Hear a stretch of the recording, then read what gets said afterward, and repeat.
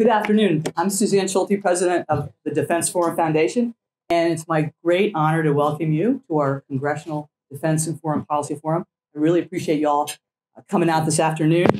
I know you're all very busy, so we're going to jump right into our program. But for those of you who are attending for the first time, I hope you'll become regular attendees. We established the Congressional Defense and Policy Forum back in the 1980s to give congressional staff the opportunity to hear from expert speakers on critical topics in a bipartisan collegial atmosphere. And as we always promise, we have an expert speaker to address a very interesting and critical topic. What is the Trump Doctrine? What to expect from the current administration's foreign policy? Fred Fleitz is here to answer that question for us as someone who spent his entire life in national security positions as well as serving in the Trump administration. He served for 25 years with the CIA, the DIA, the Department of State, and also on the House Intelligence Committee staff. He served most recently as Deputy Assistant to President Trump and Chief of Staff to National Security Advisor John Bolton. He's appeared in many U.S. and international TV and radio programs, ranging from MSNBC to Fox News. He's the author of several books addressing different foreign policy topics. Currently, he serves as the president for the Center for Security Policy. We're very honored to welcome Fred to answer that question. What is the Trump Doctrine? Thank you, Fred.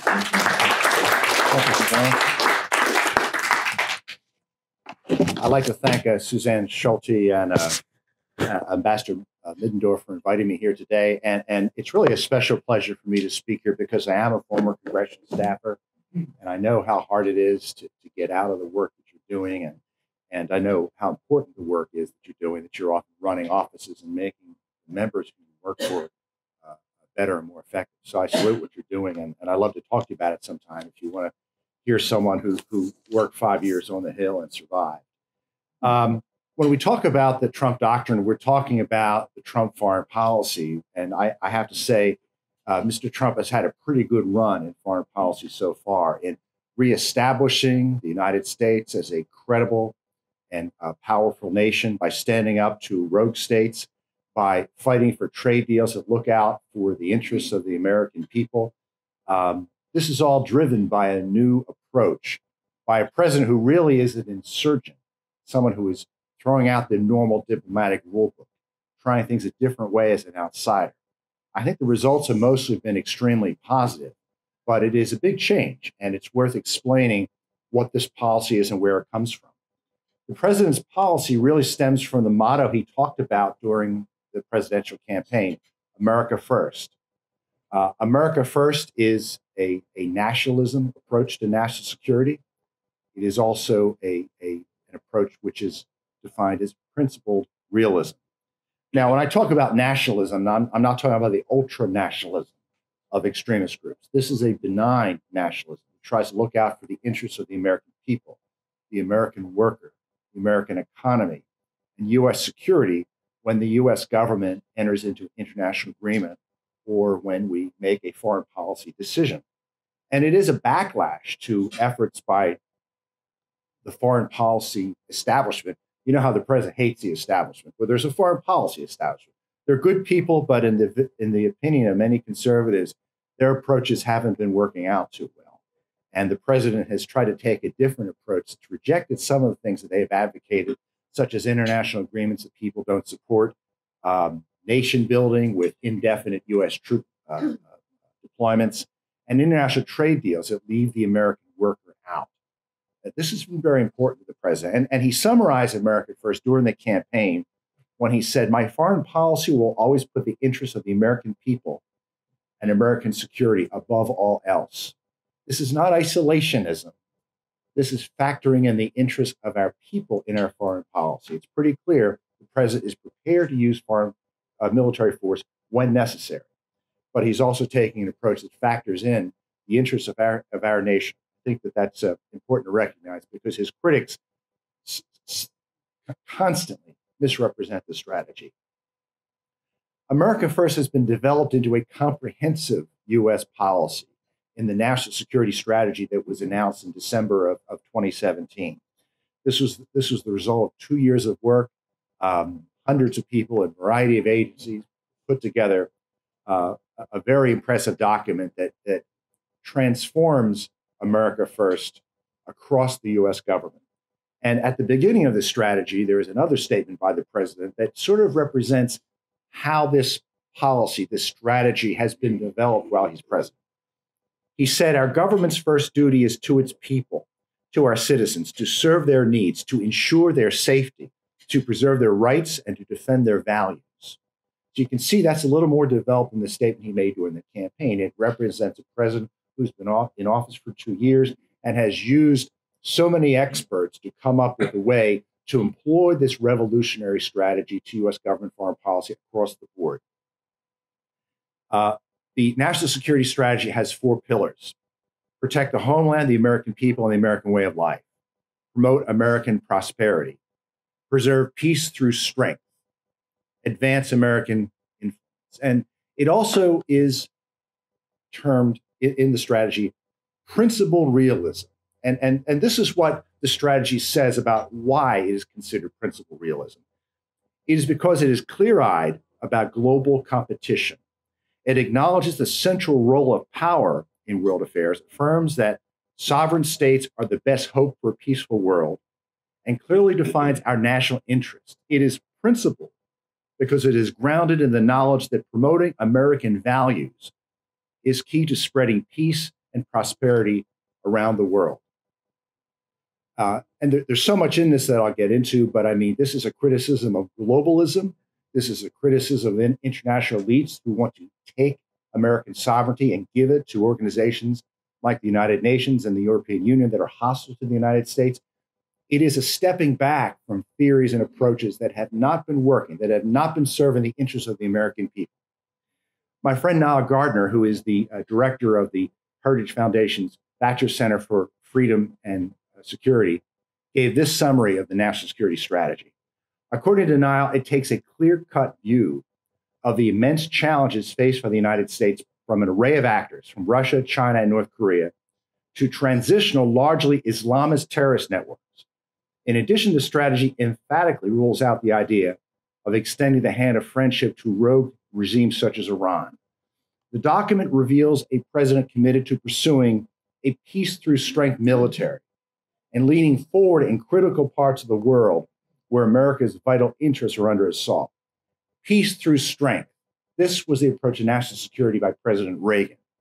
It also is the approach to national security that my organization, the Center for Security Policy, has been promoting since the Reagan administration. And I mean, I know Heritage and the Center for Security Policy are just delighted that President Trump has moved towards this approach to national security that helped us defeat the Soviet Union, and I think will help us defeat enemies and faces today.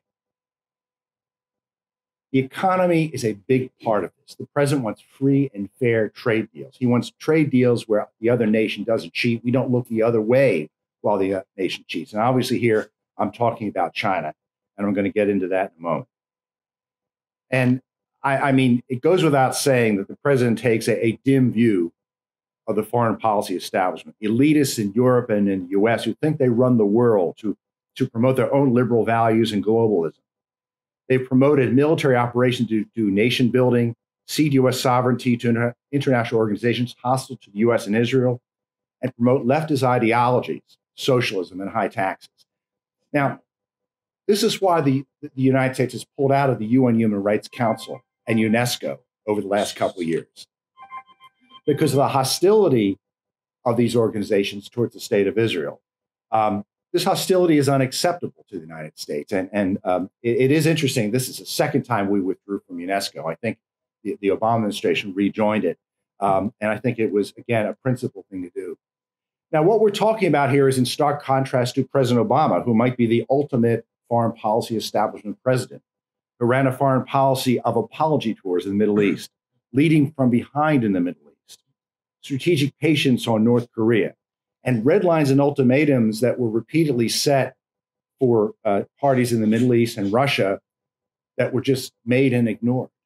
You see, when the U.S. does this, we lose credibility. We're emboldening and encouraging rogue states to engage in more belligerent and destabilizing behavior. The approach by President Trump leaves our enemies worried, leaves them guessing, and I think has led to some significant advances in promoting international security. If we have a credible and decisive U.S. president, the world is more secure. And I think that's something that President Trump is trying to prove every day.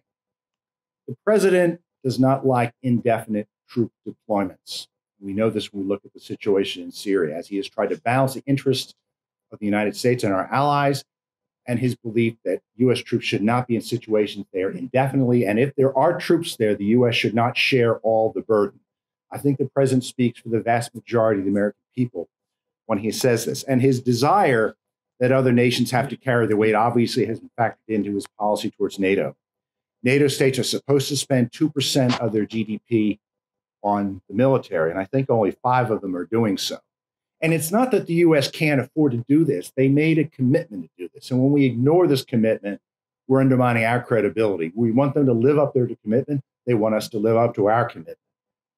So this has been a big issue for the president, and he's making progress in getting NATO states to start to meet their commitment. I think they have till 2025 to meet that commitment, and it's been slow going, but there's been some progress on that.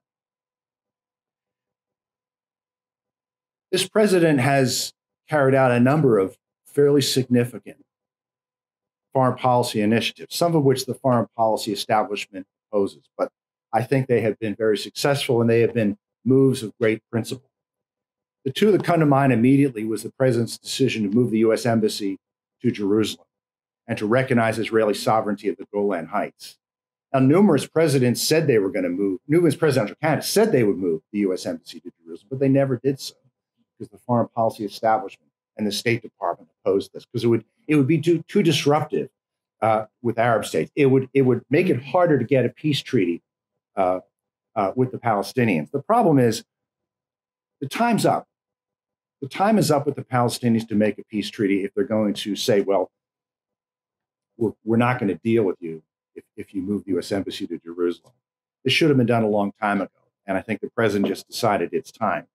The same for the Golan Heights, which Israel annexed in 1981. This is part of Israel. If we had given, or if the Golan Heights had been given back to Syria, and parts of it were supposed to be given back under peace plans discussed over the last 20 years, think of the threat Israel would face today. This high ground would be used by Iran and Hezbollah to rain down rockets and missiles on the state of Israel. This territory is obviously never going back to Syria. And is there really a Syria today? The Syria today is a shadow of what it was a few years ago. This is something that is in Israel's interests. This is not going to interfere with the peace plan, assuming we can move forward with the peace plan. It was a matter of principle for the president to do this, and I congratulate him for doing that. I've worked closely with Ambassador Bolton on the nuclear deal with Iran. I believe the nuclear deal with Iran is a fraud, that Iran has been cheating on it from the day that it was announced. There's been significant information lately that the Israelis have produced an archive of Iranian documents that Iran has been cheating on this agreement and has continued to engage in nuclear weapons-related activities since it was announced. This agreement also allows Iran to continue to advance its nuclear program by letting it enrich uranium with 5,000 centrifuges while the deal is in place to develop advanced centrifuges. Iran was supposed to be given a heavy water reactor. It disabled one it was building, but one would be built for it. Now, although this reactor would produce less plutonium, it would produce a quarter of a weapon's worth of plutonium a year. Iran should not have any plutonium. Iran has violated its nuclear treaty obligations repeatedly. And we know this from revelations from the MEK during the George W. Bush administration. It has pursued every possible avenue in secret to develop nuclear fuel. Now, we know Iran's allowed to develop nuclear fuel, but when it does it in secret, that's not a peaceful purpose. And these were not declared with the IAEA. It broke its treaty obligations. And I think the U.S. position should be Iran should not have nuclear technology. We should cut it off with strong sanctions. So about a year ago, the president withdrew from the Joint Comprehensive Plan of Action, the nuclear deal with Iran that was announced in 2015.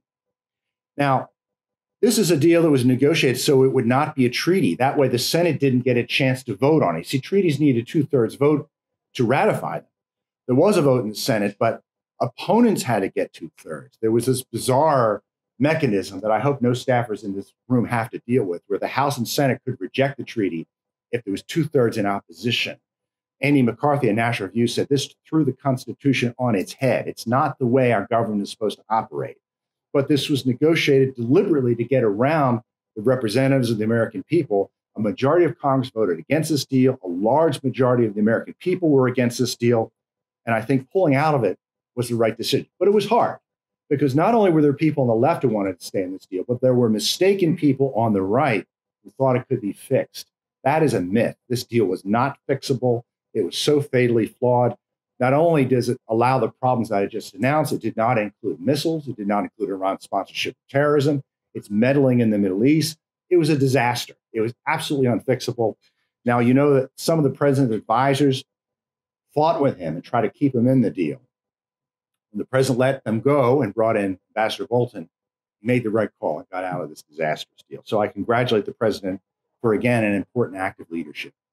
The same thing was true of the Paris Climate Accord. This is an agreement that would cost the U.S. $3.5 trillion by 2035. Thousands of U.S. jobs would be lost. U.S. electricity bills would go up 15 to 30%, and it would do almost nothing to affect the climate. Some experts think it would have no effect at all, but it would be a big benefit to the economies of India, China, and Europe. This agreement was also negotiated so it would not be ratified by the Senate. The Obama administration signed it. The Senate didn't have a chance to ratify it, even though there were other governments that did ratify it, other legislatures. I might add, the Iran deal was ratified by the Iranian parliament, but it was not ratified by our Senate. I mean, this was an obvious effort to get around the U.S. Constitution by the last administration. It was an effort by the elites who think they know better than the American people. And I mean, these factors had a role in the election of Mr. Trump. The American people were tired of the foreign policy establishment people who think they know better than us going around the U.S. Congress, going around the Constitution to impose agreements like the Paris Climate Accord and the Iran nuclear agreement on the American people. There's an effort right now to get there's an effort right now to address NAFTA and TPP, the Trans-Pacific Partnership, two agreements which the president backed out of. The USMCA is an alternative to NAFTA, which we're hoping that Congress will sign on to too. In the president's view, this is an agreement that left American workers behind and was just not too good a deal for other nations. It did not represent the interests of the American people. Now, turning to other issues, the president promised to destroy ISIS. Now, destroying a terrorist movement completely is difficult, and I think radical Islam is a movement that is not simply linked to a terrorist group with a presence on the ground. But ISIS has lost its presence on the ground, and that's because the president put out a policy where the White House was no longer micromanaging U.S. forces fighting in Syria, and we were allowed to do the airstrikes and operations on the ground that were necessary to defeat ISIS. ISIS is still around, but ISIS's presence in holding territory, that has ended, and that is because of the policy of Mr. Trump. The president recognizes the threat from radical Islam, and this is reflected in last year's national counterterrorism strategy that for the first time cites radical Islam as a driver of terrorism. This was a big change from the Obama years where you weren't allowed to use the term radical Islam and a whole sort of other words that were in a blacklist of things that we could not say. We can't defeat an enemy that we won't name, that we won't admit that exists. The president has advisors understand that this exists, and it's something that he's been focusing on. There's a lot of talk about trade deals with China. This has also been a big focus of the president's America First strategy to get free and fair deals, to stop the Chinese engaging in predatory trade, and to stop stealing intellectual property. There's been significant movement in these talks, positive movement. We're not to a deal yet. But as our economy is surging and China's economy is in trouble, and with a credible U.S. president who, as we know, will walk away if other parties are not negotiating in good faith, I think it has led to a situation where it's looking likely we're going to get a good deal. But still, we have to get there. Border enforcement is also another important part of America First.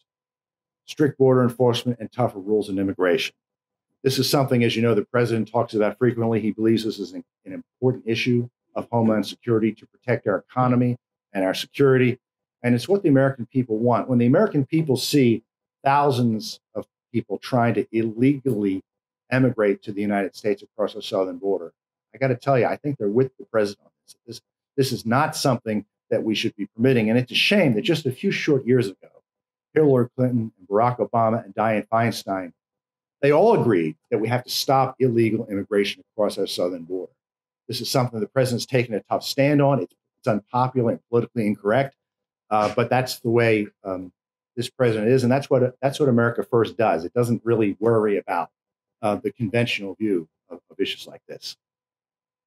We really need to talk about Russia, especially this week that the Mueller report came out and threw out this idea that there was some collusion between the Trump campaign and Russia. That I'm not going to talk about.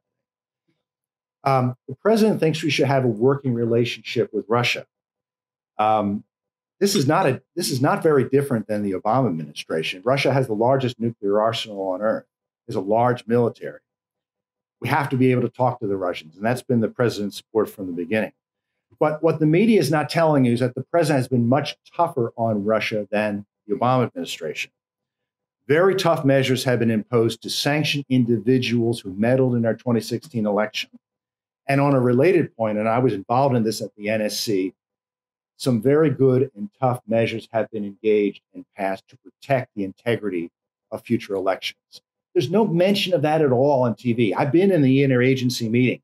This is a serious matter to Ambassador Bolton. There's comprehensive measures to protect our election. So next time you watch MSNBC and CNN and they whine on and on that this administration has done nothing to protect our elections, it's not true. It isn't true. And I think these pundits, they know it isn't true. But I've seen these policies and they're comprehensive. It's something that Bolton takes very, very seriously. Over 100 Russians and entities have been sanctioned for meddling in Ukraine. And unlike the Obama administration, which sent non-lethal military equipment into Ukraine, this administration sent lethal military aid to Ukraine. There's been strong opposition by this administration to the Nord Stream 2 pipeline in Europe, which would yield hundreds of millions of dollars in revenue for the Russians, but also would link Europe too closely to Russian gas. And for this reason, we fought pretty hard about that, and the president's made progress in trying to stop this from moving forward. And I think most importantly, we closed multiple Russian consulates in the U.S. and kicked out a number of Russian diplomats we know to be intelligence officers after the horrendous incident in the U.K. of Russian intelligence trying to assassinate former Russian intelligence agents with chemical weapons agents in the United Kingdom. We work with our allies on that. It was the right thing to do, and I think we'll see more actions like that in the future. There actually are many, many examples of this administration being tough on Russia, and you don't hear any of them in the press. And I think that they're very significant, and it's something that this president just isn't getting credit for. I've done a lot of work on North Korea, and North Korea certainly is something that needs to be discussed here. The president has ended or at least had North Korea suspend its missile launches. The North Koreans tested at least 80 missiles during the Clinton years, tested 4 nuclear weapons. There was a test of what may have been a hydrogen bomb tested in September 2017. All this ended in late 2017, and it ended for a number of reasons. First of all, the president managed to get other nations to start enforcing UN sanctions against North Korea. There was massive cheating, especially by China, against these sanctions. The president twisted some arms, called people out. I'll tell you, I don't think certain nations like being the focus of a presidential tweet, that they're cheating on sanctions, and the president's not shy about calling people out. I think that this has had an effect. But in addition, the president was pretty clear in his rhetoric against North Korea, including threatening at the UN General Assembly to totally destroy North Korea if it threatened our allies. And you remember how angry all the pundits were, and the New York Times was when he said that the president threatened military action in an organization of peace. But the president calls it like it is. And I think that threat stunned the North Koreans and really put them off balance and led them to decide in early 2018 that it was time to talk. Now, These talks have not gotten where we want them to get. The North Koreans have agreed to things in principle. There recently were talks in Vietnam. The president walked out on them because Kim Jong-un was asking for more than we were prepared to offer. But the tensions between the two nations are significantly better. There has been dialogue, a lot more dialogue behind the scenes than is generally known. I think we're close to getting an agreement where there will be inspections of North Korea's nuclear test site and a missile assembly facility. I know that the South Korean president is traveling to Washington soon to see what he can do to get the negotiations moving. We have a lot of work to do here, and I think that we're going to need Secretary Pompeo and Ambassador Bolton to keep grinding away to get an agreement with the North. But the president, as Bolton likes to say, opened the door to a peaceful solution with the United States. Kim has not yet chosen to walk through that door. That doesn't mean he's not going to walk through it, but this is hard for the North Koreans. And I'm hopeful that the president's personal diplomacy with Kim and the diplomatic opportunities we've seen over the last year will eventually lead to an agreement. And the final international issue I want to talk about is Venezuela. The U.S. recognized Juan Guaido as interim president of Venezuela early this year after he was recognized as the acting president of Venezuela. This is a bold move because getting Maduro to leave power is going to be difficult. Working with our allies, and we've organized an international coalition backing Guaido, the next step is to get the states who are supporting the Maduro regime, Russia, China, and Cuba, to stop doing so. And I think that the use of force is available. I don't know how or when it would be used, but we are upping the pressure on Maduro. The whole region is against Maduro. Europe, which did not want to back the president's approach, gave Maduro an opportunity for talks, which we weren't happy about. But fortunately, Maduro turned that down too. So we now have Europe behind this initiative that was started by the United States. It's a gamble, but I think it is the best approach to try to deal with the situation, the terrible humanitarian situation that the Venezuelan people are suffering under right now. So, in terms of looking forward, we have a strong and decisive American president, and I think that has made the world safer. We know that a strong and decisive president keeps our enemies off balance and guessing. That keeps the world safer too. There's a reason why Iran has stopped harassing American shipping in the Persian Gulf, and their Houthi rebel proxies have stopped firing missiles at ships in the Red Sea because they don't know what President Trump would do if that happened. That's leadership. That's how we keep the world safer. A strong and decisive United States, a strong and decisive president is good for U.S. national security, is good for global security. The president has tried to rebuild and strengthen key alliances, especially with Israel. I think that I'm most proud of what the president has tried to do to work with Israel. He's made it clear to the Israeli government that if there is a nuclear deal with Iran, a new deal, we're going to talk to the Israelis. We're not going to throw it at them and say, this is what we agreed to. After all, Israel, Saudi Arabia, and the Gulf states, they're more affected by the threat from Iran than we are. But this terrible nuclear deal, they had no say in. They didn't know what we were agreeing to before the agreement was announced. The Clinton administration negotiated something called the Agreed Framework on North Korea's nuclear program. It was a terrible agreement, but at least the South Korean and Japanese governments were at the table. We consulted with them before we made a deal. We didn't consult with the Israelis or Saudis or Gulf states at all before we agreed to this monstrosity with Iran. And I think the states in the region, they appreciate that. They know that the president wants to work with them. So I think the president has a very good relationship with our Middle East friends and allies, Canada, and we do have a good relationship with Europe, although they would prefer we get back into the Iran deal. It's interesting, that the European leaders said there's no point in the Trump administration pulling out of the Iran deal. We're going to stay in it. The sanctions are going to stay in place. But the thing is that for European multinationals, if they have to choose between doing business with the United States and Iran, whose economy is broken, they tend not to pay their debts, and if your executives go over there, they may be arrested. It's not a hard call, and companies are leaving Iran. European companies are leaving Iran by the drove because they want to do business in the United States, and they're worried about sanctions that will be imposed upon them if they keep dealing with Iran. Now, there's a workaround European states have tried to come up with to allow European companies to do business with Iran despite our sanctions. This was almost a year late, and frankly, it's not going to work. So I know that's been talked about in the Western press recently. Frankly, that's not going to get anywhere. So the Trump doctrine is America first. It is principled realism. It is a benign nationalism that looks out for the interests of the American people, the American worker, American security, American prosperity. And I think it's a new strategy that's working. And I think it has created a lot of potential and hope for our national security in the future. So I've been proud to be part of it. I think that we're going to, and also it's been a work in progress. And we've been seeing such in the national security strategy. We know what the president announced during the campaign. And we've seen as the administration progressed and as experts worked on it, how this strategy has been developed into a comprehensive approach to deal with national security problems. So I'd like to thank all of you for coming here today. I'd be happy to take your questions.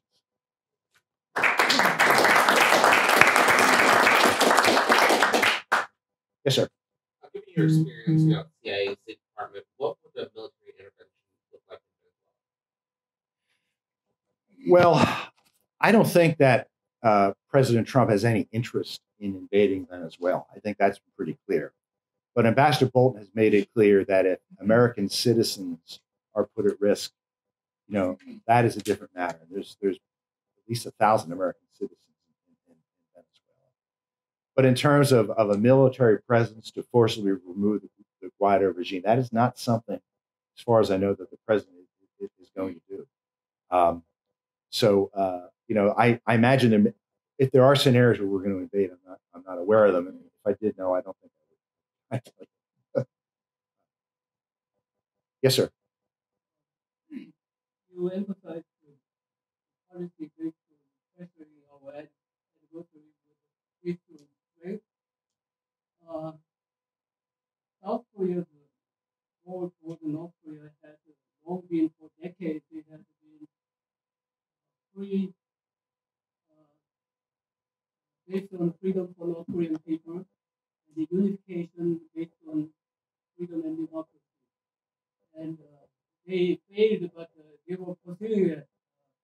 Actually, North Korea was a part of the whole Republic of Korea based on South Korea's constitution. Anyway, I have noticed that after all these years of stratifications and so on, Trump came up, and what he did, in my view, what he did was gave up the liberation of North Korea, gave up freedom for North Korea, and then started respecting North Korean dictators, and then he started negotiating instead of pressuring, and then actually North Korea's livelihood, existence is depending on the U.S. And for the first time in history, President Trump promised not to touch. That was part of the negotiation. Let the no what do you call it, regime guarantee, that kind of thing. So I'm really disappointed about what he has been doing. He went to Singapore under the persuasion of South Korean President, leftist president, and he went to Hanoi, again pressured by South Korean President, leftist president. Fortunately, lucky part is that he kicked out of the Hanoi, but now looks like he's going back with kind of friendship with the North Korean dictator. Again, I'm sure South Korea's Moon Jae-in will keep persuading. He's coming here again next few days to persuade Trump again to get together with Kim Jong-un and so on. So could you try to convince me that Trump is not popping up? Well, the president hasn't given anything to North Korea. They've been given a bilateral meeting with the president, but there's not going to be a deal until North Korea agrees to negotiate in earnest. It's been a concern of this administration that President Moon wants to move too fast to give concessions to the North before the North gives anything. And I think the North thought in Vietnam that they could convince us to lift sanctions for very little in return from the U.S. We've seen this over and over again with North Korea, that the North Koreans get us involved in negotiations. We give them concessions and they either give us nothing or whatever they agree to, they backtrack on later. Ambassador Bolton and Secretary Pompeo, they are aware of that. And North Korea has an opportunity to do the right thing and negotiate with us in earnest. But if they don't, we're going to resume the pressure we had put on the state of before. And look, I understand that it is difficult to watch U.S. officials interacting with such a ruthless dictator. I find it difficult to watch too. But I also see a state that's developing a hydrogen bomb and is developing missiles that could possibly hit the east coast of the United States. And this is a significant threat. Now, if we're not going to bomb them or attack them, and the U.S. isn't going to do that, the solution is we have to find a diplomatic solution, but it has to be a diplomatic solution on our terms. So I know this is hard to watch, and I wish there was another way to do it. But realistically, I think this is a way of approaching it. The president has done some interesting things with Kim that haven't really been noticed. The first meeting with Kim was in Singapore. That got Kim out of the bubble he lives in Pyongyang, got him away from his advisors. It gave him an opportunity to see the prosperity of Singapore. It gave us an opportunity to talk to him and explain to him what North Korea could become if it agreed to a peace deal. It was an approach. It was a typical Trumpian approach. It threw out the diplomatic rule book. No one would have thought that. He was shown a movie that depicted how North Korea could thrive if it normalized relations with the United States. I don't know that this is going to work. I think we're in a better position now than we were, but I share your concern that we could make a deal without North Korea actually coming across with the concessions that they're supposed to. I know there's people in the State Department, they're pushing for bad deals. And I know Bolton and Pompeo are trying to keep them under control. So that's the best I can offer you, but I appreciate your question, sir. Yes, sir. One of the things that's been stunning about the last 2.5 years or so is the reaction of the what one better term you might call the foreign policy establishment and to the point where suggesting that NATO should be reformed for the 21st century was seen as proof that he was a Russian spy and needed to be removed from office by any means necessary. I worry that after the president leaves office, that we'll sort of snap back into the old ways of thinking, simply because so many people who are in these dominant positions in think tanks and in the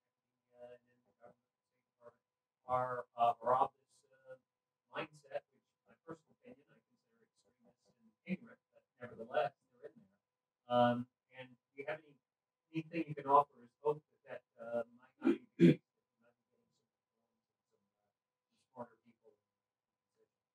I think we're slowly getting reforms. I think what you said is right about NATO. We're reforming it.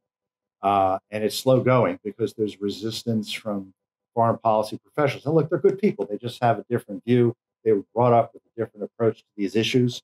I've done some work with UN organizations. They're very pushy jobs. Frankly, they like to go out to lunch and have cocktails. And some of them, I don't know what they do, but the president's aware of that. We need to staff the government, frankly. There's a lot of key jobs vacant in this government at the State Department. And the president has this ambitious agenda. He can't carry it out if he doesn't fill all the jobs. And I was just talking with some of the folks at this table beforehand. They're all aware of this. And I understand there will be some changes made to try to remove the obstacles to filling them. But look, time is running out. And I hope they'll be filled quickly to do this.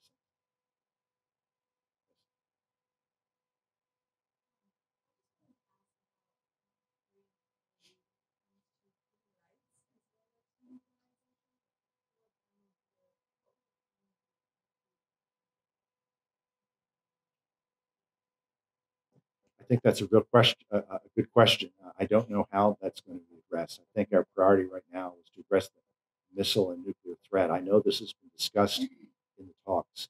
I would like to see major achievements made in this, and not simply the oppression of the North Koreans, but the abduction of Japanese citizens by the North Korean government, which I think is a real concern to Japan.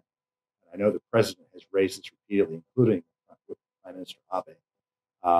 I think it has to be part of the talks, but it's a difficult issue because we're so concerned about the nuclear threat. But I hope it isn't left unsigned.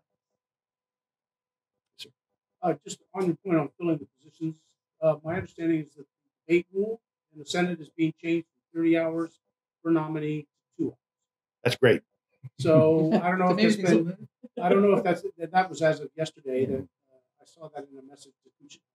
That's good news. I just thought I'd mention. No, that's good news. I mean, that it's pretty clear that too many good nominees are being blocked for no apparent reason. Hopefully that'll fix it. We'll take one more question. Actually, we'll have to take two more questions. Are you going to have time? Sure. We'll do two more questions.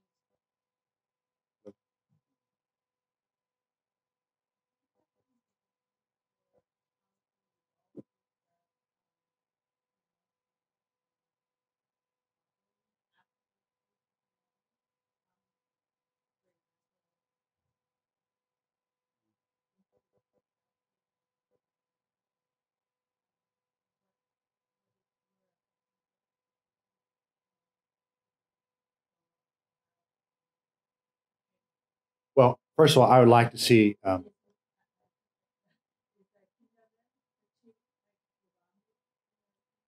Well, the first question, I'd like to see all players to stick together.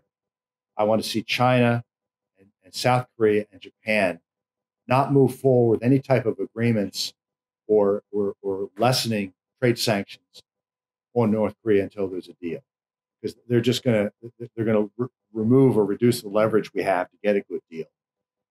I think Kim saw how determined the president is. He's not going to agree to a partial deal. He's not going to drop sanctions for very little in return from the North. He's looking for a comprehensive deal. I think that was a good signal being sent in Vietnam. It's very hard for diplomats to walk away. There was actually preparations for some type of celebration in Vietnam for big agreement. And in my experience, and look, I love the State Department, but they love these signing ceremonies. They love saying, we got an agreement. There's a big picture taken of everybody who negotiated it. State people, they love that. And to walk away and to not do that, that's hard. And people are disappointed. All the preparations have to be canceled. But I mean, I'm convinced the president wants a good deal. I know Bolton and Pompeo want a good deal. And I think we send a message to the North. That's what we're working on now. Now, concerning reports that North Korea is cheating, it seems every month there's a think tank in Washington that says we have satellite imagery that the North Koreans are building missiles that are preparing to test a nuclear weapon. It's hard to know what the North Koreans are doing. I got to tell you, these think tanks often don't know what they're talking about. It's very difficult to interpret satellite data. The North Koreans are always moving equipment around at nuclear sites because they know we're watching. Sometimes they just want to freak us out, and they're not doing anything. The CIA and our imagery agencies, they know what's going on. But when CSIS and other organizations put out another urgent report, or we have satellite imagery, we've caught the North Koreans cheating, they don't know anything the government doesn't already know. And I can tell you the government knows a lot more than they know.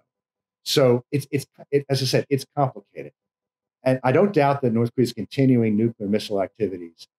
But we need to get a declaration from them of what they're doing and a firm commitment that they will stop what they're doing right now. We're not to that point yet. So I think the story is more complicated than some of the press reports that you make. Okay, one more question.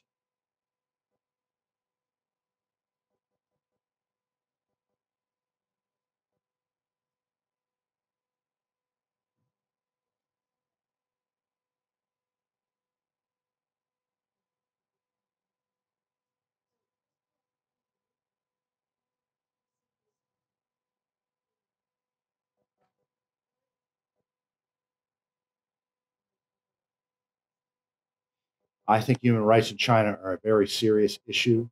There have been reports in the Washington Post lately about the Uyghur Muslims, unbelievable oppression of them. We know what's going on in Tibet.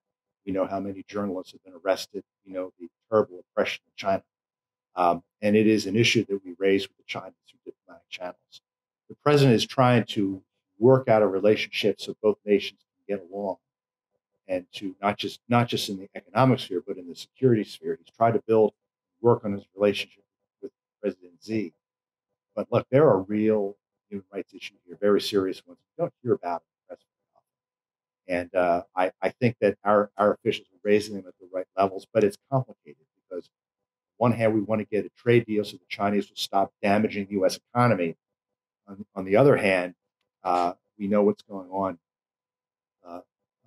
in parts of China where people are subject to some pretty brutal oppression. So I hope we have our U.S. officials work on this, that they'll speak up on this more often. I know the Center for Security Policy tries to. Before I go, Center for Security Policy is a nonprofit national security organization. We have a website, securefreedom.org. I hope you'll check it out. Lately, we have been focusing on the U.S.-Israel relationship and what we think is a sharp rise in anti-Semitism on the left. We're trying to take a stand on that. Don't want to get into that today, but we're so happy to work with Suzanne at the Defense Forum Foundation, and I hope you check out our website, securefreedom.org. Thank you. Yeah, I'm glad you. I was going to ask you to give us your website, so you took care of that. There's a lot of questions I know that were asked about North Korea. All your questions on North Korea will be answered at our next forum. It's April. I just want to mention April 28th will be the 16th annual North Korea Freedom Week. The theme of North Korea Freedom Week is "Listen to the North Korean defectors, then you will know the truth." And we will have a forum with the defectors on Friday, May 3rd. So please write that down. April 28th, North Korea Freedom Week will kick off. It'll be a whole week of activities. But the main focus of North Korea Freedom Week is to host people who've escaped from that regime, to learn from them. And we'll have a special forum for those defectors to talk to us about what we should be doing in dealing with that regime. So thank you all so much. That was amazing. Thank you, Fred. That was a great presentation. Thank you so much for coming out today. And we'll see you in May.